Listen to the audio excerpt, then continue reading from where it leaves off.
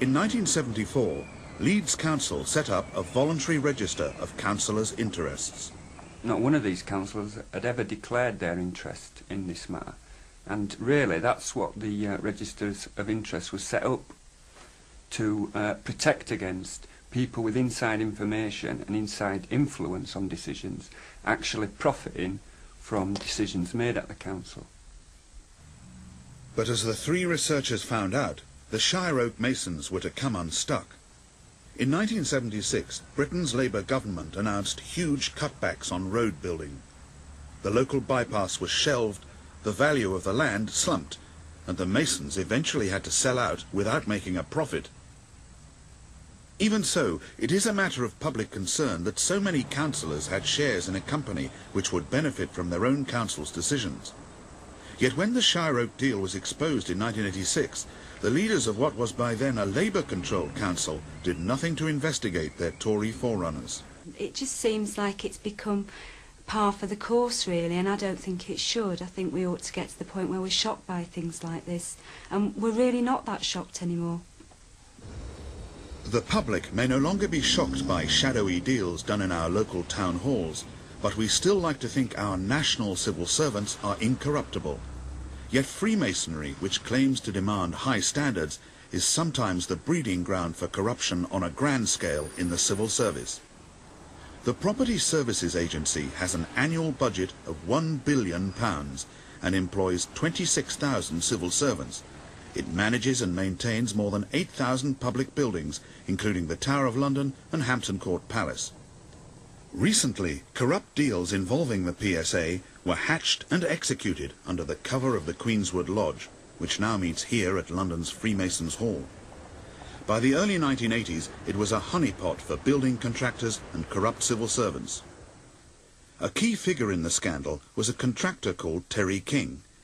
In 1981, King and a PSA officer, Eric Wenborn, were guests at a Queenswood Lodge ladies' night. Within a few months, both the builder and the civil servant were initiated as apprentice masons. Having been kept for a considerable time in a state of darkness, what in your present situation is the predominant wish in your heart? Light. Light. Brother Junior Deacon, let that blessing be restored to the candidate. While in a state of darkness, Wenborn had worked incorruptibly as a civil servant for 35 years. But within a year of becoming a Mason, he was flying off to Las Vegas, all expenses paid, courtesy of his crooked builder brothers in the Queenswood Lodge. In June 1988, at the Old Bailey, Wenborn pleaded guilty to 5 charges of corruption and conspiracy to obtain bribes. The jury heard how, throughout 1983, his Masonic brothers had paid £1,000 a month into a Jersey bank account in his wife's name. About another free holiday in Miami. How he bought his mistress a £33,000 flat with his bribes, as well as spending money on his own home and buying himself a new car.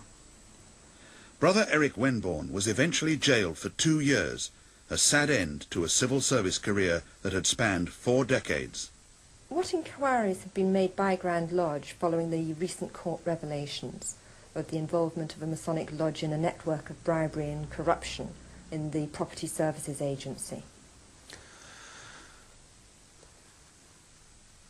Freemasons who were convicted by the court have been dealt with and expelled, and we've inquired into the affairs of one lodge which seemed to be concerned, and we find that there was nothing Masonically improper about it, and we are now inquiring into the affairs of another one. But we expect that we'll find, as we did in the first lodge, that there was nothing in the lodge which encouraged these people or allowed them to break the law. Is this the Queenswood Lodge? I can't remember which one of the two it is we sorted out.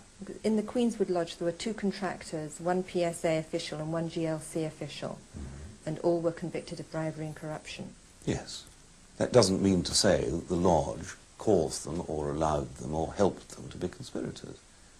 It's just an accident of life that these people happen to be in the same lodge. There might be a lot of other organisations that they belong to the same. It might be nice to think they all go to the same church. However nice it might be, These corrupt men did not all go to the same church.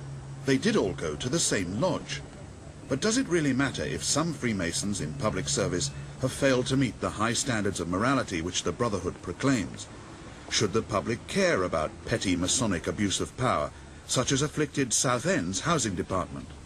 The scandal itself may well seem petty, but underneath that petty scandal is a basic principle, and it's the principle that democracy can be strangled. And if it can be happening here in petty Southend, as we say, then what could be happening in other corridors of power on a more senior level? What happens in Southend could well be happening in Parliament. We need more open government to get at the truth. We represent the people, we are here in the name of the people, and we cannot have secret societies operating within a framework of democracy. It's a paradox, it's a nonsense.